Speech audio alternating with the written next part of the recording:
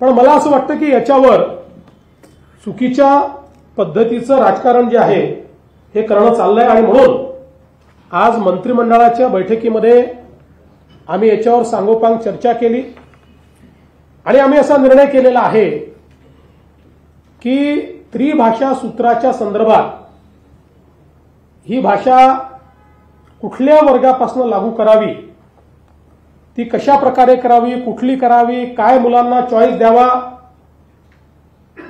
याचा निर्णय करण्याकरता राज्य सरकारच्या वतीनं डॉक्टर नरेंद्र जाधव यांच्या नेतृत्वात एक कमिटी तयार करण्यात येईल। आपण सगळे जाणता डॉक्टर नरेंद्र जाधव साहेब प्लॅनिंग कमिशनचे मेंबर होते, कुलगुरू होते, शिक्षण तज्ज्ञ म्हणून त्यांना आपण ओळखतो। त्यामुळे त्यांच्या नेतृत्वामध्ये एक समिती या ठिकाणी तयार केली जाईल।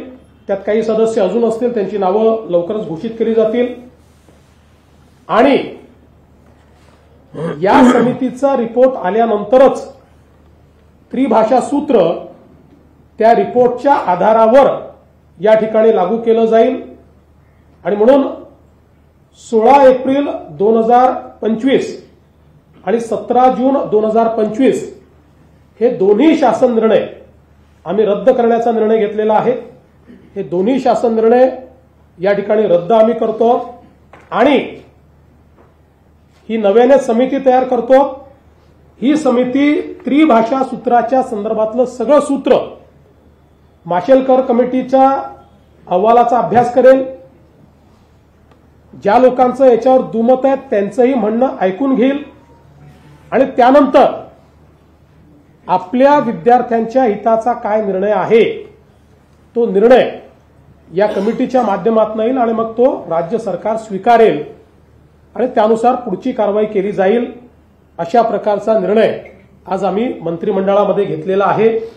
आमच्याकरता मराठी आणि मराठी मुलगा किंवा विद्यार्थी हा महत्त्वाचा आहे। आमची नीती मराठी केंद्रित असेल, आमची नीती ही मराठी, आमचा जो विद्यार्थी आहे त्या विद्यार्थी केंद्रित अशा प्रकारची आमची नीती असेल। याच्यामध्ये आम्हाला कुठल्याही प्रकारचं राजकारण जे आहे ते राजकारण करायचं नाहीये। खरं म्हणजे उद्यापासून जे काही अधिवेशन सुरू होणार आहे या अधिवेशनामध्ये एकूण 12 विधेयके आम्ही प्रस्तावित केलेली आहेत आणि संयुक्त समितीकडे पाठवलेलं एक जे जनसुरक्षेचं विधेयक आहे ते आता कमिटीने त्याचा रिपोर्ट दिलेला आहे आणि अतिशय सांगोपांग चर्चा करून एकमताने तो रिपोर्ट आलेला आहे। त्याच्यामुळे त्या रिपोर्टवर आता आधारित चर्चा होऊन हे विधेयक देखील या अधिवेशनासमोर असेल। त्यामुळे एकूण जुनं एक प्रलंबित विधेयक, एक संयुक्त समितीचं विधेयक आणि 12 प्रस्तावित विधेयके या सभागृहापुढे येतील। 6 अध्यादेश हे सभागृहाच्या पटलावर ठेवले जातील आणि एकूणच हे जे अधिवेशन आहे आमच्याकडे प्रचंड बहुमत असताना देखील आम्ही अधिवेशनातून पळ काढणारे नाही। पूर्ण 3 आठवड्याचं अधिवेशन आम्ही घेतलेलं आहे। आमची अपेक्षा आहे की विरोधी पक्षाने या अधिवेशनामध्ये चर्चा करावी आणि त्यांच्या प्रत्येक प्रश्नाला उत्तर